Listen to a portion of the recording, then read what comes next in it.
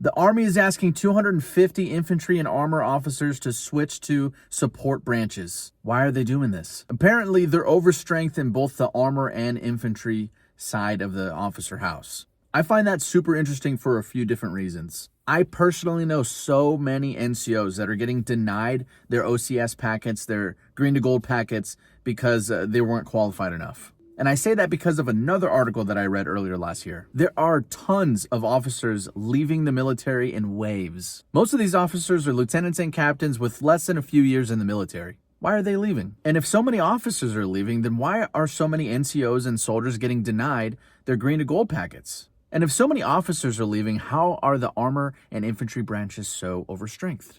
And to me, this seems like an easy fix. Just start branch detailing everybody into those other branches. If you got too many armor officers, the next class of officers, just make them into engineers, intel or something. If you got too many infantry officers, make them something else. Obviously, I'm not at that level and I'm not sure. But let's look into the article and figure out why these officers are leaving. All these officers were given a very extensive survey to fill out. There was a list of pre-written out reasons why that officer was going to leave the military. But there was also space for that officer to give their own personal reasons why they were leaving the military. There were several outliers that stood out in that survey. The top reason why officers were leaving the military, according to that survey, was because of the lack of autonomy and the lack of control over their future.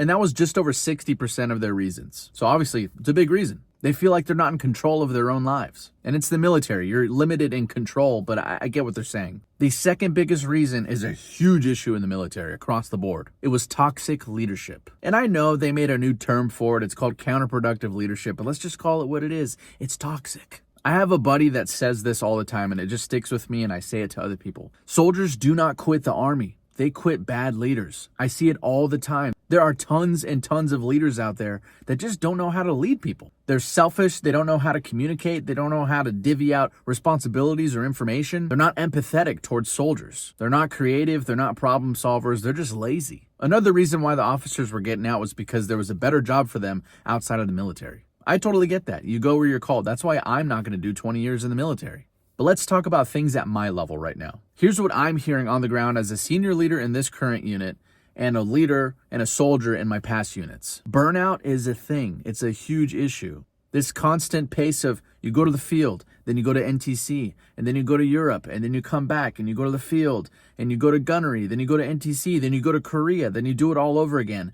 That needs to stop. And I get it. It probably will never stop. It might change a little bit, but it's always going to be there. There is a new generation of soldier in our military right now. And I have this personal belief of this.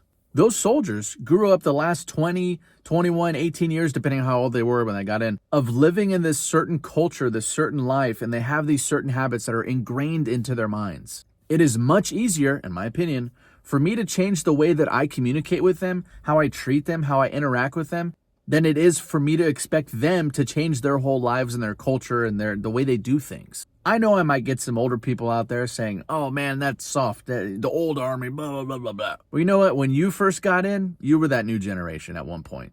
And the dudes that were in Vietnam or whatever, they were the ones complaining about y'all. People change. And we can change too. We can change as leaders, how we talk to people, how we interact with people. I think honestly, it's much easier for us to change than us try to change a whole culture.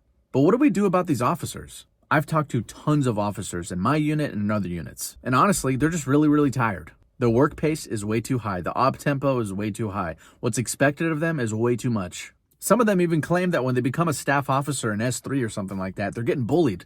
Honestly, in my opinion, I think people are realizing faster and faster that the military is no longer a career. For me, it's not a career. Other people like myself are realizing that the military is a stepping stone. It's a tool. It's a tool to get where you want to be in life. I personally am using the military for free college. I've already finished 2 degrees completely for free and an undergraduate certificate for free, and I start a master's program really soon. I've been in the Army 11 years, much longer than almost all of these junior officers that are getting out. And I don't blame them for 1 second. I personally cannot do 20 years in the military. I've given 11 years of not just my time, but my kids' and my spouse's time too. I see the military as an investment.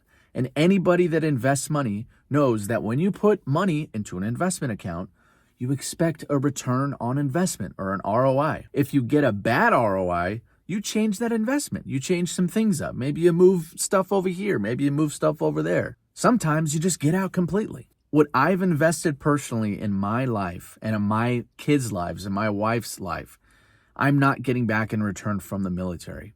And I get it. It's not a charity. But in the military, they preach all the time that it's a family. And I guarantee you, nobody cares about your career except for you in the military. I've gotten to know some of the best and brightest people in the military. And I call them my brothers and sisters for the rest of my life. But the majority of those people in the military, they're not my family. They don't care about me. They're not calling me on the weekends. I think the Army needs to figure out how to keep these junior officers in longer. Because if they're coming in as lieutenants and then getting out as captains, where's that going to leave us in 10 or 15 years from now? We're just going to continue to have a bunch of old and crusty majors and lieutenant colonels running around. This job is not easy. Sometimes it's fun. Sometimes it's not fun at all.